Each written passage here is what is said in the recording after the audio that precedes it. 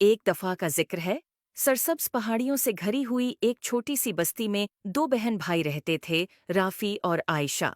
राफी, बड़ा भाई, अपनी चालाकी के लिए मशहूर था, मगर वो अक्सर अपनी चालाकी को शरारतों के लिए इस्तेमाल करता था। आयशा, इसकी छोटी बहन, नेक दिल थी, मगर राफी के शरारती कामों में बह आसानी से शामिल हो जाती थी। एक दिन दोपहर के वक्त, जब वो अपने घर के बाग में खेल रहे थे, इन्हें एक पुराना, धूल से भरा हुआ संदूक मिला। संदूक के अंदर उन्हें एक चमकदार लकड़ी की छुड़ी मिली जिस पर प्रासरार नक्श व नुगार बने हुए थे। तजस्सुस से भरे हुए वो छुड़ी को अपनी दादी जहरा के पास ले गए। दादी जहरा की आंखें छुड़ी को देखकर पहचान से चमक उठीं। मेरे प्यारे बच्चों, ये एक जादुई छुड़ी है, उन्होंने वजाहत की। ये ख्वाहिशात पूरी कर सकती है, मगर याद रखो, इसे अक्लमंदी और नेकी के साथ इस्तेमाल करना चाहिए। अगर उसे खुद गर्जी या बेवकूफ़ी से इस्तेमाल किया गया तो ये मुश्किलात पैदा कर सकती है। जो दादी जहरा की वार्निंग को नज़रअंदाज करते हुए राफी ने फौरन एक बड़ी मिठाई के ढेर की ख्वाहिश की। अचानक कमरा मिठाइयों, चॉकलेट्स और केकस से भर गया।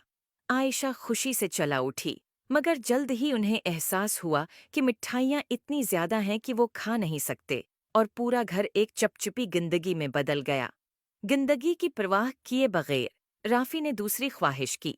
इस बार इसने एक सुनहरी साइकिल की ख्वाहिश की। एक चमकदार सुनहरी साइकिल जाहिर हुई, मगर ये इतनी भारी थी कि चलाने में मुश्किल थी, और जैसे ही राफी ने उसे चलाने की कोशिश की, वो टूट गई। मायूस होकर इसने एक के बाद एक ख्वाहिश करना जारी रखा।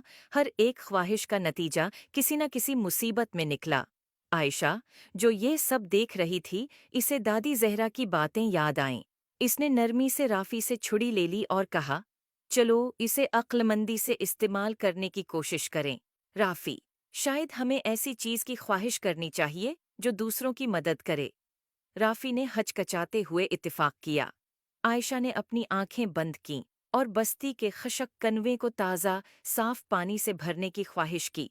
जादुई छुड़ी रोशन हो गई, और जब वो कनवे की तरफ दौड़े तो उन्हें कनवा चमकते हुए पानी से भरा हुआ मिला।